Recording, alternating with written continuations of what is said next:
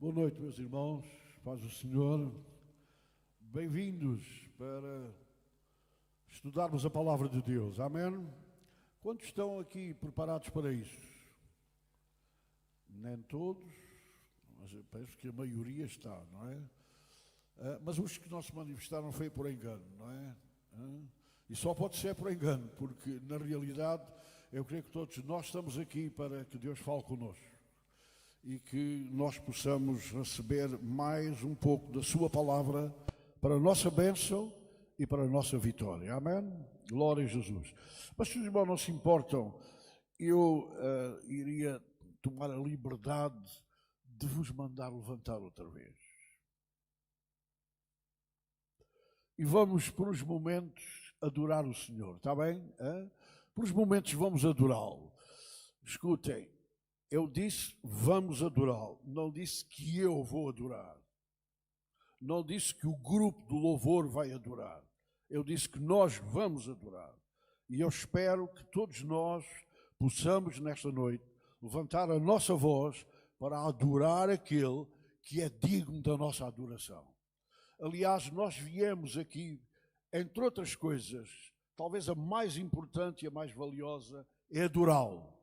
Adorá-lo na beleza da sua santidade. E adorá-lo, meus irmãos, num culto pentecostal, implica barulho, implica que se ouça.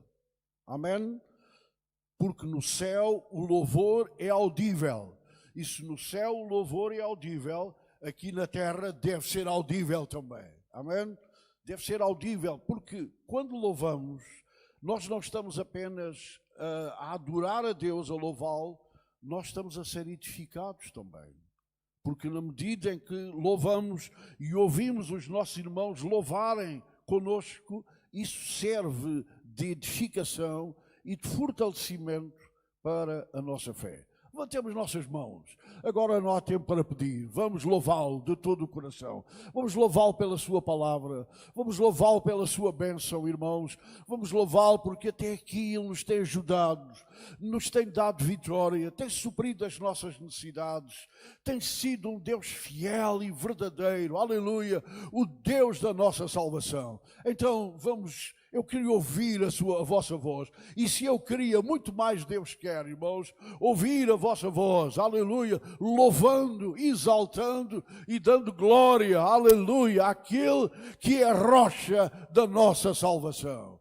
Obrigado, Senhor, aleluia. Nós te louvamos como teu povo, como teus filhos, como teus servos e servas. Viemos à tua casa para te louvar, para te exaltar, para bendizer o teu grande e excelso nome, pelas maravilhas e pelas riquezas da tua graça, da tua misericórdia na nossa vida. Obrigado, Senhor, pela tua provisão. Obrigado pelo teu cuidado. Obrigado porque nós nunca seremos desamparados. Obrigado porque pelo teu amor com que nos amas, seremos sempre e sempre mais do que vencedores. Por isso aceita o nosso louvor, o louvor do teu povo, o louvor da tua igreja, o louvor daqueles que são remidos pelo sangue do Cordeiro. Aleluia! Estamos lavados e purificados dos nossos pecados, da nossa vã maneira de viver, para agora podermos servir-te, podermos amar-te,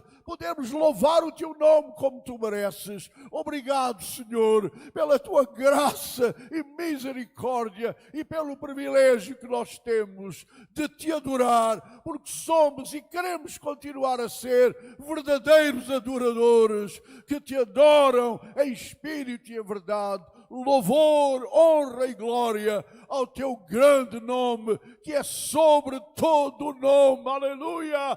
E é esse nome que nós queremos ver exaltado nesta noite, nas nossas vidas, na nossa maneira de ser e de estar, na tua adorável presença. Vem, pois, abençoar-nos agora, vem falar connosco, abre os nossos corações para reter a tua palavra e assim vivermos de acordo com a tua vontade, de valor em valor, de vitória em vitória, Senhor, fazendo o que te agrada e glorificando o teu nome, em nome e para a glória de Jesus. Amém.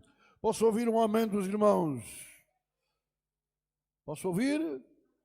Amém, graças a Deus. Glória a Jesus. Agora sim, podemos sentar-nos. Glória a Jesus. Se os irmãos estão lembrados, nem todos estavam aqui, mas alguns estavam. Na outra sexta-feira que eu dei aqui a palavra do Senhor, nós falámos sobre a obediência do cristão. Alguns se lembram?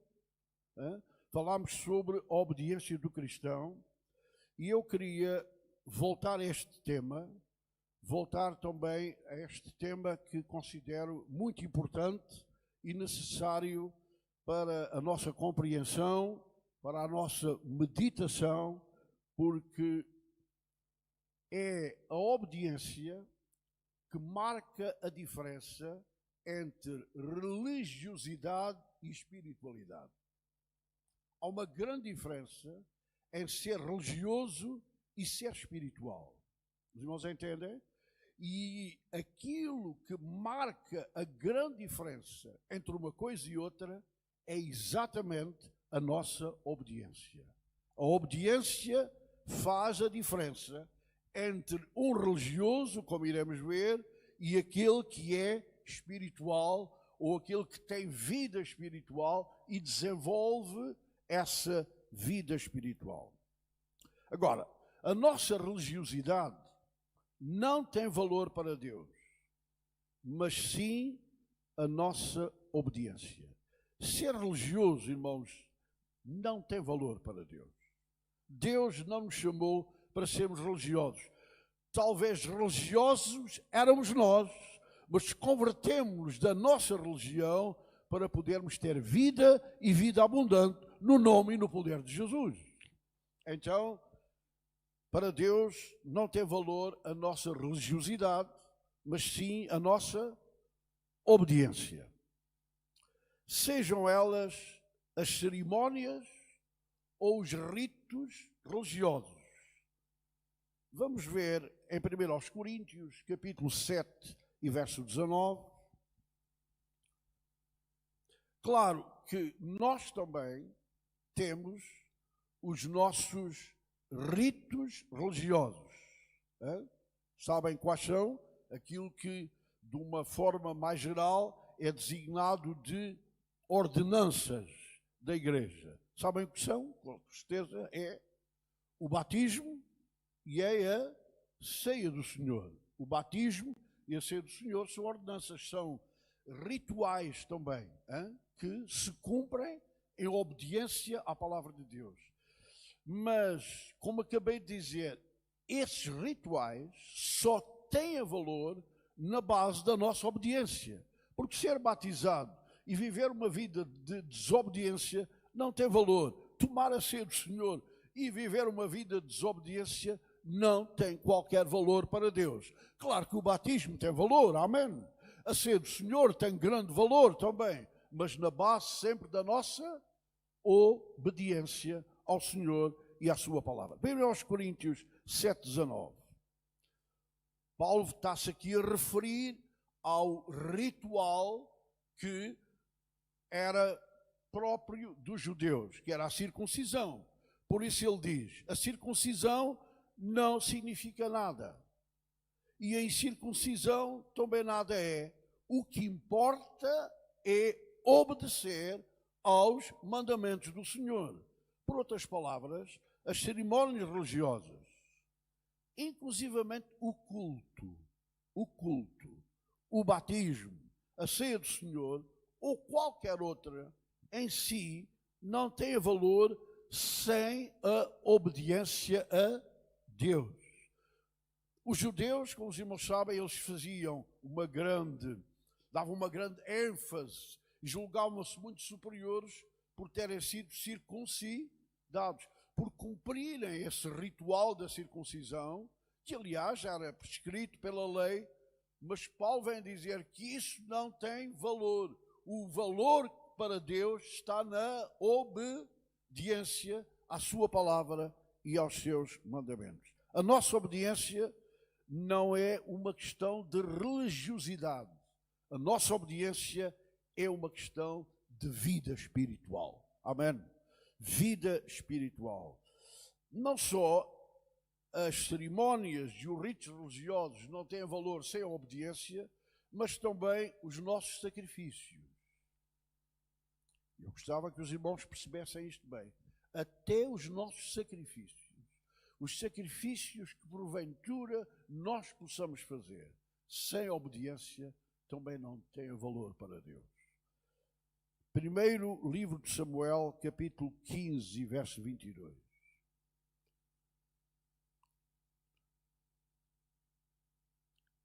Está bem claro que mesmo os sacrifícios que façamos no plano religioso não têm valor para Deus, se não for na base da nossa obediência. Samuel, porém, respondeu: acaso, vejam, irmão, aprecia o que a Bíblia diz. Acaso tem o Senhor tanto prazer em holocaustos e em sacrifícios, quanto em que se obedece à sua palavra? E Samuel conclui: a obediência é melhor do que o sacrifício, e a submissão é melhor do que a gordura dos carneiros.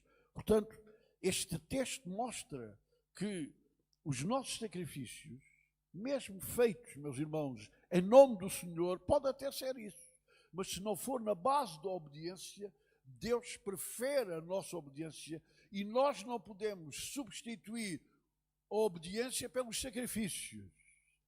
Porque às vezes há uma tendência, veja, normalmente essa tendência parte dos religiosos. Os religiosos gostam muito de sacrificar. Vejam, toda aquela gente que caminha, e está-se a aproximar o mês de maio, que caminham em direção a Fátima, eles privilegiam o sacrifício em vez da obediência. Eles não têm uma vida de obediência, eles substituem, eles vivem de qualquer maneira e substituem a obediência pelo sacrifício. Isso não tem valor para Deus, não tem para eles e também não tem para nós, irmãos. Não tem também para nós. Oseias, capítulo 6 e verso 6.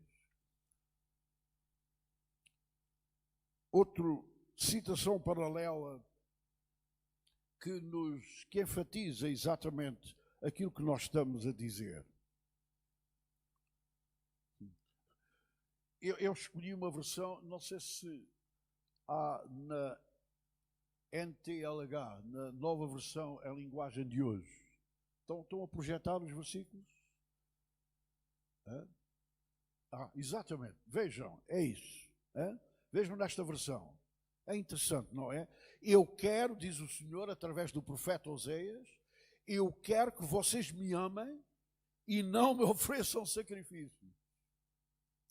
Em vez de me trazer ofertas queimadas, eu prefiro que o meu povo me obedeça.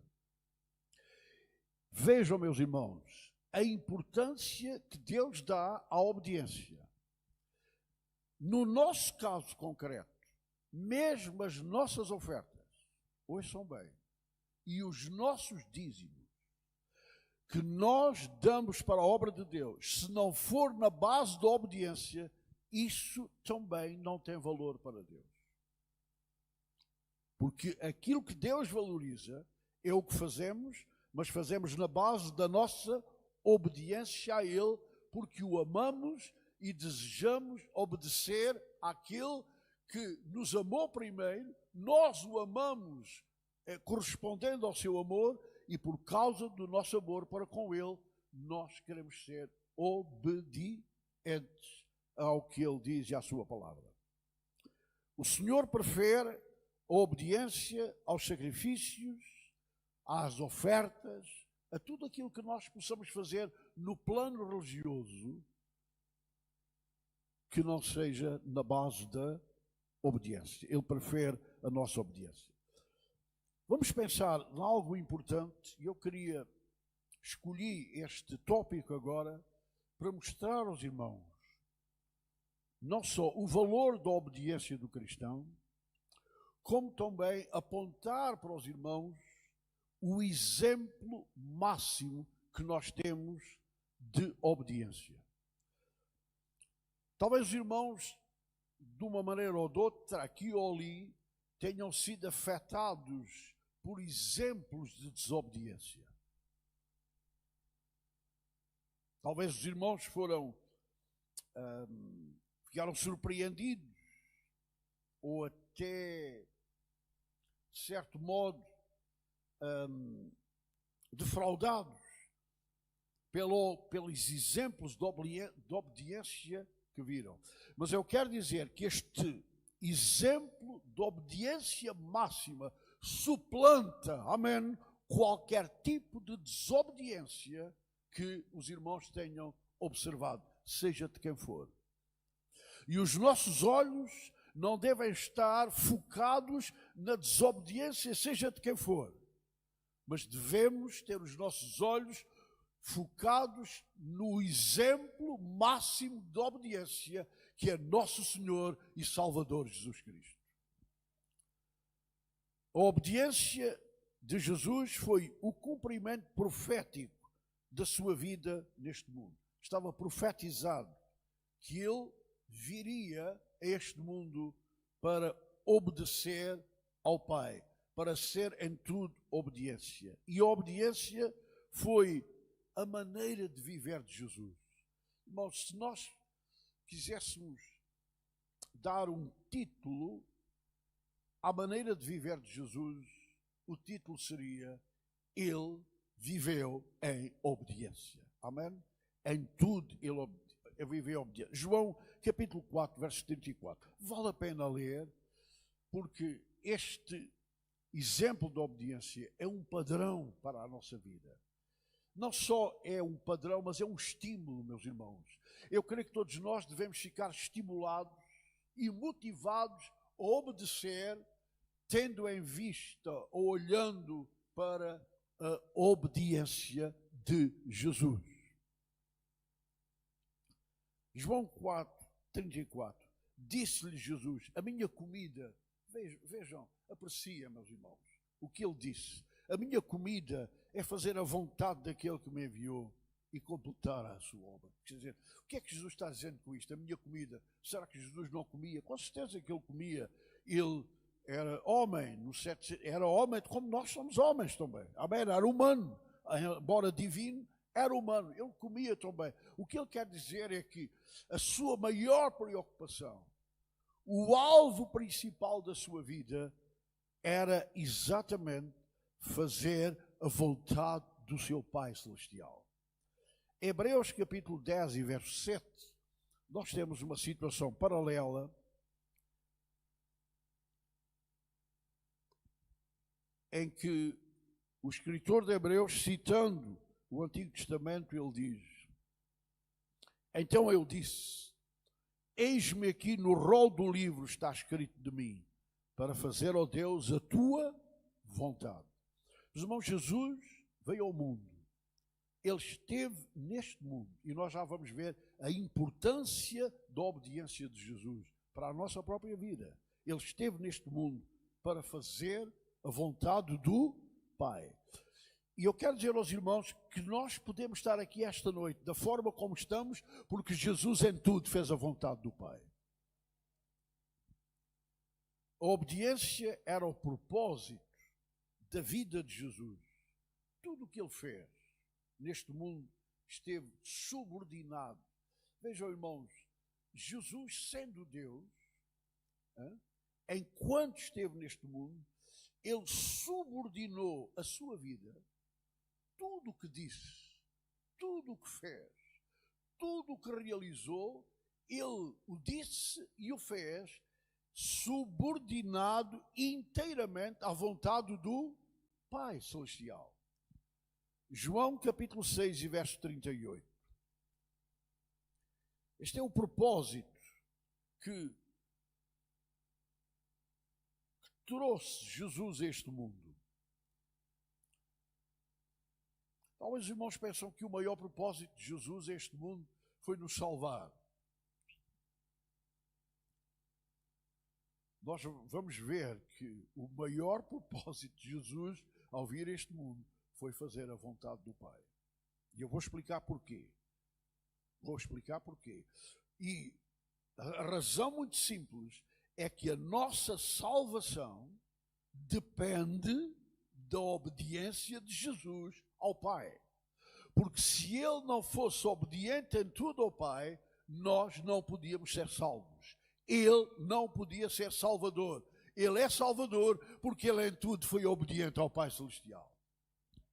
João capítulo 6 e verso 38.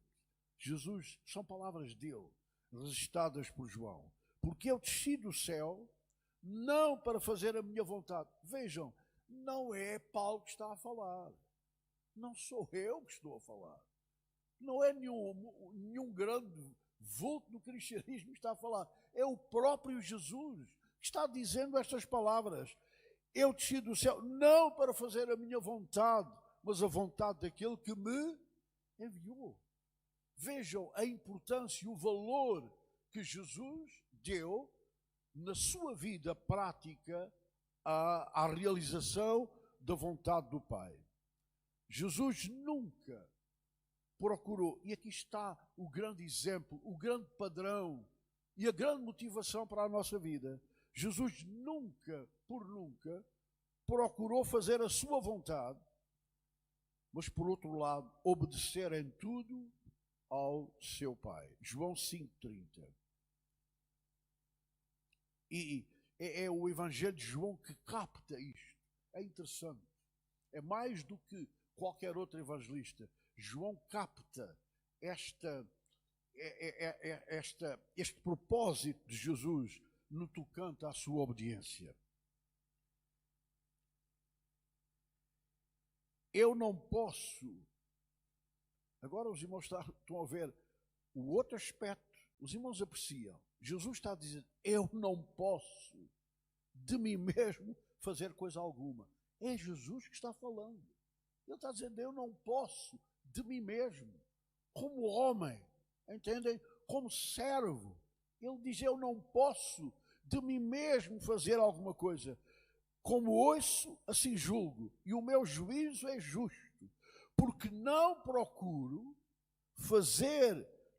a minha vontade, mas a vontade daquele que me enviou. Jesus não podia fazer nada que não fosse da vontade do Pai. Os irmãos não acham que isto é um exemplo tremendo para nós? Os irmãos não acham que este exemplo, este padrão, nos motiva, nos anima a nós sermos homens e mulheres obedientes, vivendo em obediência ao nosso Pai Celestial? Amém? É interessante também compreender que a obediência de Jesus envolveu grande sofrimento e grande sacrifício. Note, eu vou repetir. A obediência de Jesus envolveu um grande sofrimento e um grande sacrifício. Agora, parece que há aqui uma contradição, porque eu disse que no princípio Deus dá mais valor à obediência do que aos sacrifícios. Mas tudo o que Jesus, o seu sofrimento e o seu sacrifício foram aceitos pelo Pai porque foram feitos na base da obediência. Amém? Ele fez um sacrifício obediente, ele viveu uma vida de verdadeira obediência. Amém? Ela foi in extremis. Jesus obedeceu nas circunstâncias mais duras, mais difíceis, irmãos. Até que a sua obediência culminou com a sua morte e morte de cruz. E achado em forma de homem, disse o apóstolo Paulo, humilhou-se a si mesmo, tornando-se obediente até à morte e morte de cruz. Vejam, ele não rejeitou a cruz para ser obediente ao seu Pai. Que padrão tremendo, que exemplo glorioso temos nós. Eu não sei se podemos dar glória a ele por isso esta noite. Será que podemos ficar insensíveis a isto, irmão? Será que isto não mexe conosco?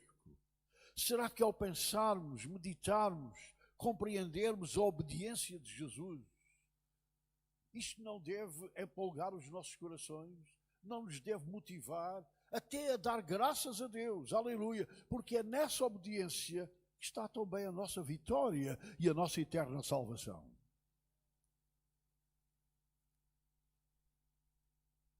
E agora vejam o que Isaías profetizou acerca de Jesus. Isaías 53, 7. E aqui temos, meus irmãos, outra faceta deste padrão da obediência de Jesus, que não podemos deixar passar em claro. Isaías 53, 7. Não pode ser. Isto também tem a ver connosco. Isto também é um exemplo para nós. Isto também deve ser uma motivação para nós.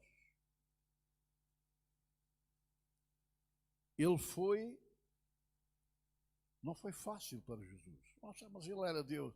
Não, meus irmãos, a obediência de Jesus não foi fácil. A obediência de Jesus foi difícil, foi sacrificial, foi sofrimento. É isso que Isaías profetizou. Ele foi oprimido e afligido. Contudo, não abriu a sua boca. O que é que isto quer dizer? Ele nunca reclamou, meus irmãos. Ele nunca protestou. Ele nunca reclamou fazer obediência, mesmo sendo afligido. Ele não abriu a sua boca. Como um cordeiro foi levado para o matadouro, e como uma ovelha diante dos seus tosquiadores, fica calada. Ele não abriu a sua boca. Por outras palavras, Cristo não se queixou. Que tremendo exemplo para nós. Às vezes, irmãos, nós queixamos com tanta coisa pequena. Às vezes a nossa vida é um queixume. Queixamos por isto, por aquilo, por outra situação. Meus irmãos, Jesus, mediante a opressão que experimentou, a aflição que experimentou, a Bíblia diz que ele, e o profeta dá o exemplo de uma ovelha muda diante dos seus tosquiadores. Ele não abriu a sua boca, não se queixou. Que Deus nos ajude, meus irmãos, a olhar para este exemplo e tomar este exemplo para a nossa vida também. A sua obediência foi, como eu disse há pouco, foi redentora. A obediência de Jesus está na origem da nossa salvação. Muitas vezes, nós somos levados, de uma forma talvez precipitada, a pensar que nós fomos salvos pelo sacrifício de Jesus.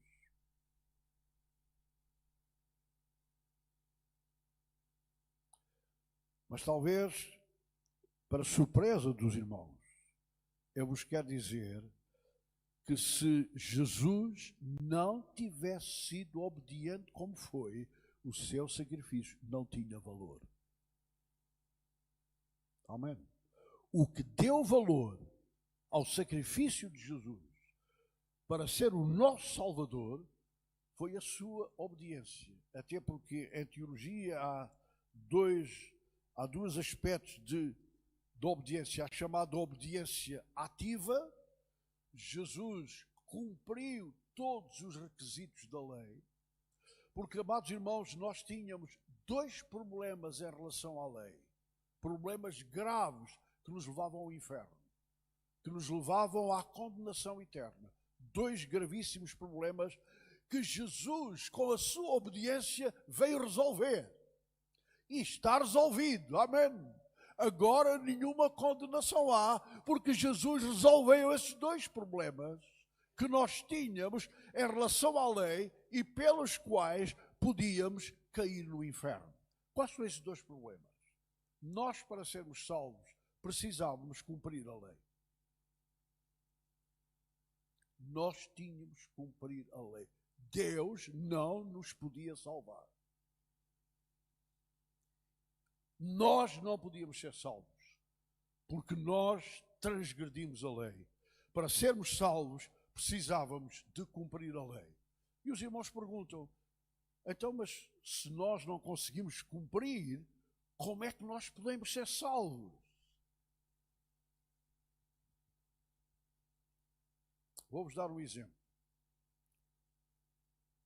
Nós precisamos de levantar dinheiro do banco e não temos património. É possível levantar? Eu lembro-me das vezes que comprei um dos meus carros, talvez o segundo carro. Fui para que o banco pagasse, para me emprestasse. Eles disseram, olharam para o meu património, disseram, você precisa, não dá. Então o que é que eu fiz? Tive que arranjar um fiador.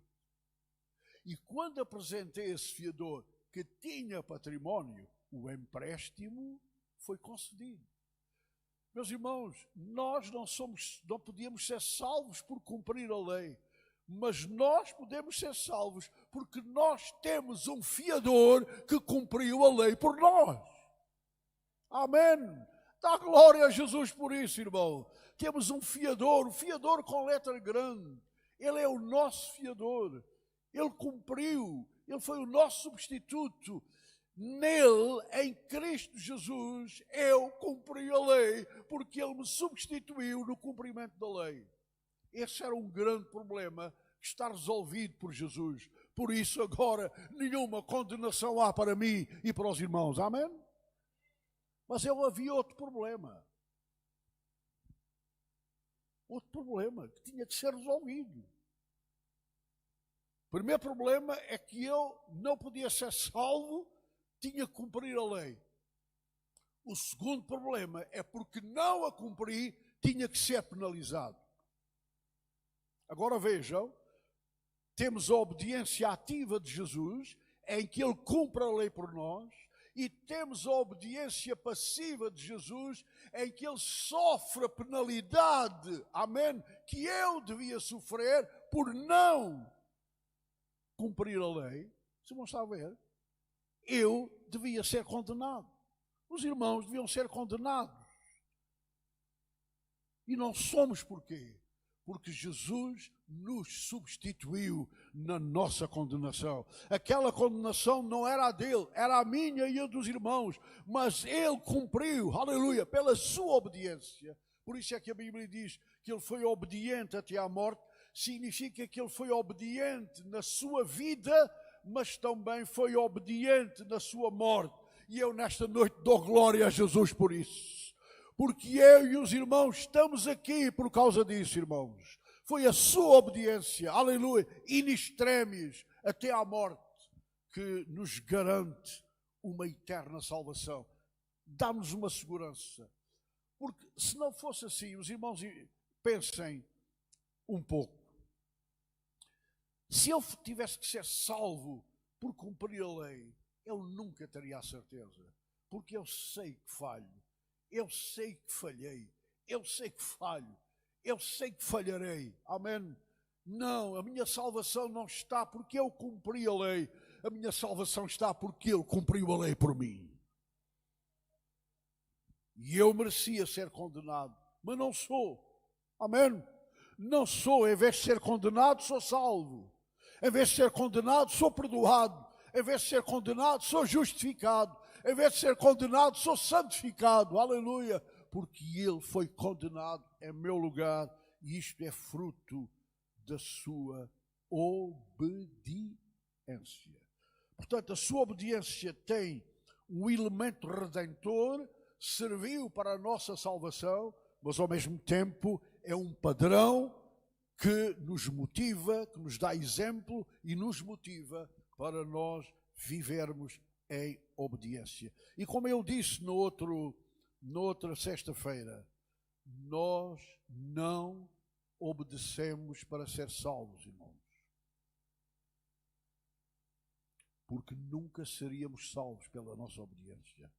Nós obedecemos porque somos salvos. Obedecemos porque Ele nos salvou. Aleluia. E obedecemos porque temos gratidão, e uma gratidão profunda, como iremos ver, àquele que deu a sua vida por nós para nos dar tão grande salvação. Amém. Então, Jesus tornou-se esse padrão. Nós temos outros exemplos na Bíblia. Os irmãos, ao lermos a Bíblia, encontramos homens e mulheres que não foram exemplo e que pagaram e que tiveram consequências drásticas por causa da sua desobediência. Mas também temos exemplos bíblicos de homens que foram obedientes. Obedientes até em circunstâncias bastante desfavoráveis. Lembram-se de Abraão? A Bíblia diz que ele, sendo chamado, obedeceu, sem saber nem para onde ia, nem o que ia fazer. Quando ele foi chamado, ele obedeceu, ele não sabia para onde ia. Ele deixou a sua terra, deixou a sua parentela, deixou, meus irmãos, as suas comodidades e entrou naquele deserto horrível de areia e pedras, sem saber para onde ia. Mas uma coisa ele sabia, que estava a fazer certo. Estava a fazer certo porquê? Porque estava a obedecer a Deus. Há situações que nós não sabemos o que vai acontecer, mas sabemos que vai acontecer certo, que nós vamos ter vitória se nós obedecermos a Deus. Vejam, quando Deus, depois de tanto tempo sem ter filhos,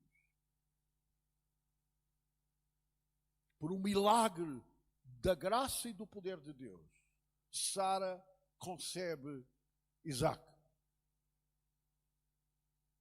E agora, o miúdo, na adolescência, Deus faz-lhe um pedido. Irmãos, nós não sabemos o que Deus ainda nos vai pedir para nós obedecermos. Ouçam isto. Nós não sabemos. Eu não sei ainda o que Deus vai requerer da minha pessoa para eu lhe obedecer. Mas Deus é soberano. Ele é o Senhor. Ele tem todo o direito de requerer de mim qualquer circunstância para eu lhe obedecer. E ele requereu de Abraão, o seu filho, em sacrifício. Abraão não sabia como é, o que ia acontecer. Só sabia que ele tinha que obedecer àquilo que Deus lhe disse. Meus irmãos, às vezes parece que a obediência, ouçam, parece que a obediência traz prejuízo para nós.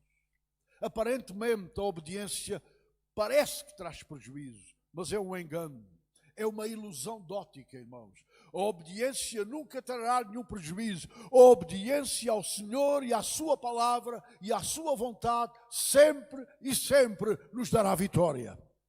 Sempre e sempre nos dará bênção. Sempre seremos abençoados, mesmo que essa obediência pareça um prejuízo, pareça uma desvantagem. Eu quero dizer que Deus nunca por nunca irá requerir alguma coisa de nós que nos dê prejuízo. Pode parecer, mas é uma ilusão de ótica. Nunca, quando Ele nos requer alguma coisa para nós lhe obedecermos, não é uma desvantagem, não é um prejuízo, é uma vitória. Podemos dar glória a Jesus por isso.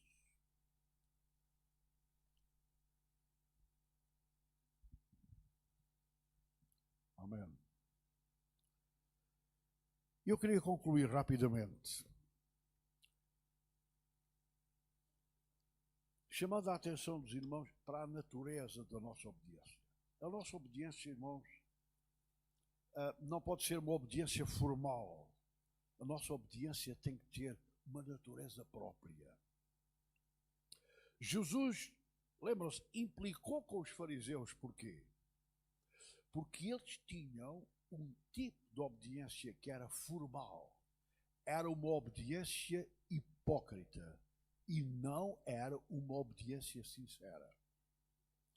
E para Deus, meus irmãos, não só implica que nós sejamos obedientes, mas que a nossa obediência não sirva apenas para dar nas vistas, não seja alguma coisa que seja do exterior para ser visto. A nossa obediência deve ser alguma coisa que começa no nosso coração. Porque a desobediência também começa no coração. A desobediência começa no coração. Assim também a nossa obediência tem que começar no nosso coração. Amém. Efésios 6:6. Estamos concluindo. Efésios 6:6.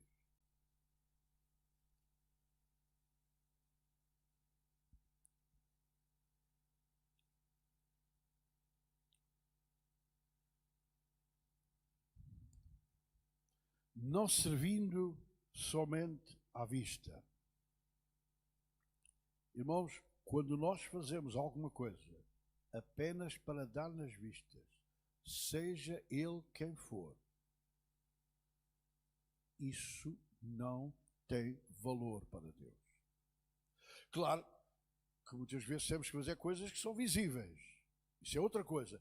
Mas se aquilo que fazemos, o propósito é somente dar nas vistas e não ser uma coisa que passe, que brote, que nasça do nosso coração, não tem valor para Deus. Não servindo somente à vista, como para agradar aos homens. Se nós fazemos alguma coisa só para agradar, seja quem for, irmão, isso é uma obediência errada, que Deus não aprova esse tipo de obediência. Mas continuemos.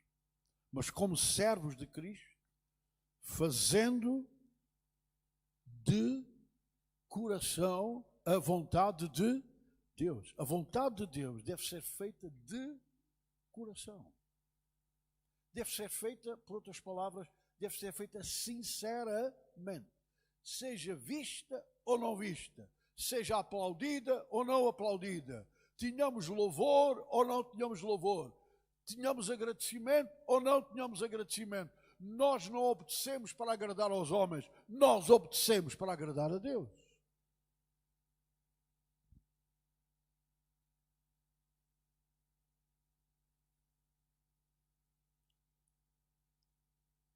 E terminamos mesmo, segundo aos Coríntios 2:9.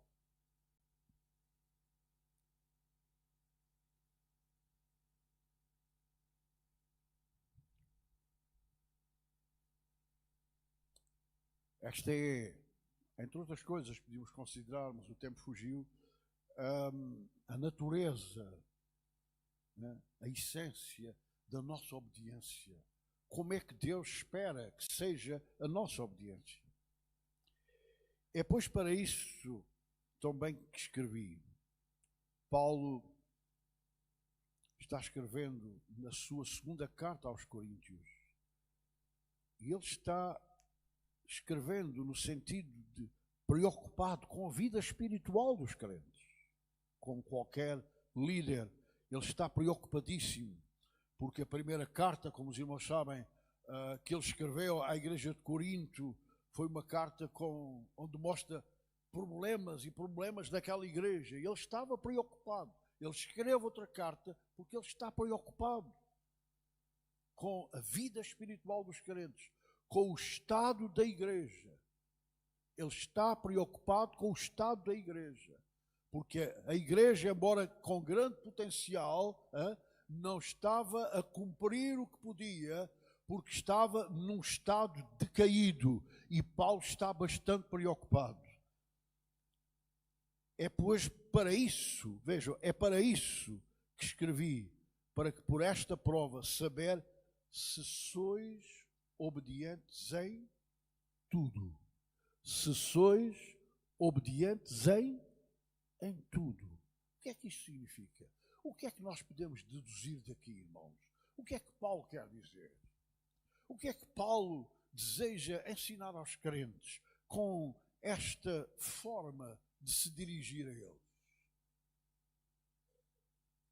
É que nós não podemos escolher ser obedientes numas coisas e não noutras. Irmãos, nós não temos escolhas na nossa obediência. Nós não podemos escolher naquilo que obedecemos, e nisto eu obedeço e naquilo eu não obedeço. A nossa obediência deve ser total. E nós devemos pedir ao Senhor a cada dia que nos ajude, que nos dê vitória. E se alguém deseja dar-nos essa vitória, é Ele, irmãos. Ele deseja dar-nos essa vitória. Ele deseja que nós vivamos em obediência. Porque o viver em obediência tem efeitos em nós. A obediência sempre traz bênção. Sempre seremos abençoados pela nossa obediência. E quando obedecemos, Deus é glorificado nas nossas vidas. E nós devemos ter, mais importante ainda do que a bênção que recebemos pela nossa obediência, é com ela glorificarmos o nome do Senhor. E daí aquilo que eu comecei no princípio. Mais importante que o culto, onde nós dizemos que glorificamos a Deus. Isso não significa que não é importante, mas mais importante é que nós o façamos e vivamos em obediência ao Senhor. Ele aceita o nosso culto na medida da nossa obediência. Vamos ficar de pé?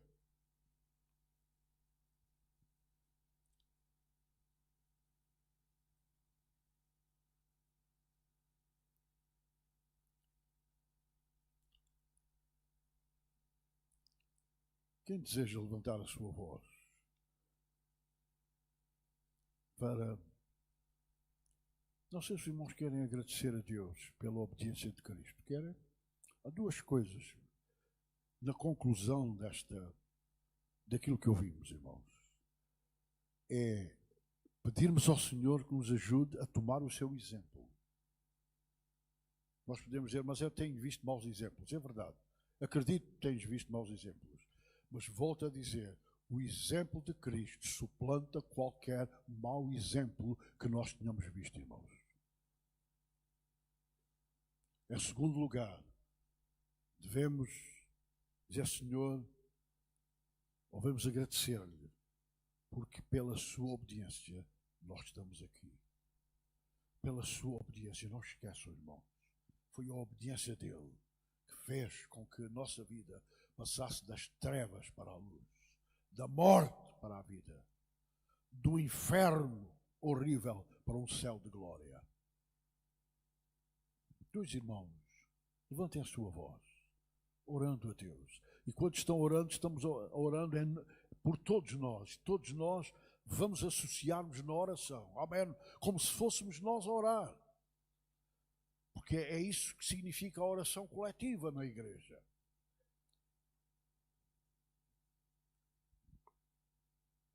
Amém.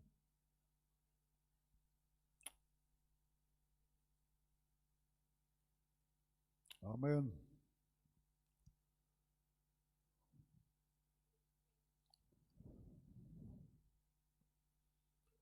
Amém.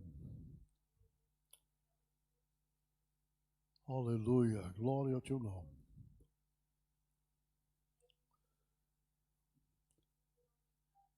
Obrigado, Jesus. Amém. Glória a ti, Jesus. Aleluia. Obrigado, Jesus. Sim, Senhor. Amém. Glória a ti. Amém. Amém. Amém. Amém, Senhor. Opera, Deus. Sim, Senhor. Perdoa-nos quando falhamos e restaura-nos também, ó Deus. Amém. Amém. Glória a Deus. Outro irmão ainda, levante sua voz ao Senhor. É uma gratidão e a súplica também. Nós precisamos, neste assunto, agradecer e suplicar também a intervenção de Deus em nosso favor para continuarmos a viver em obediência, irmãos. Amém. Amém.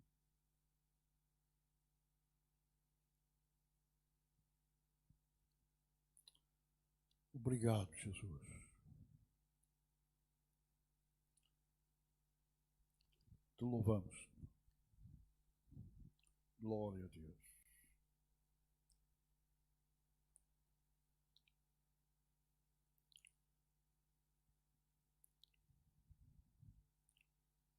Aleluia.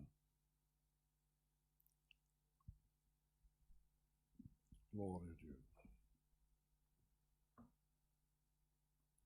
Glória a Jesus.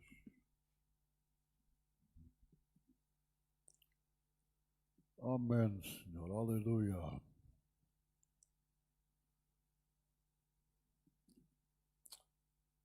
Glória a Jesus.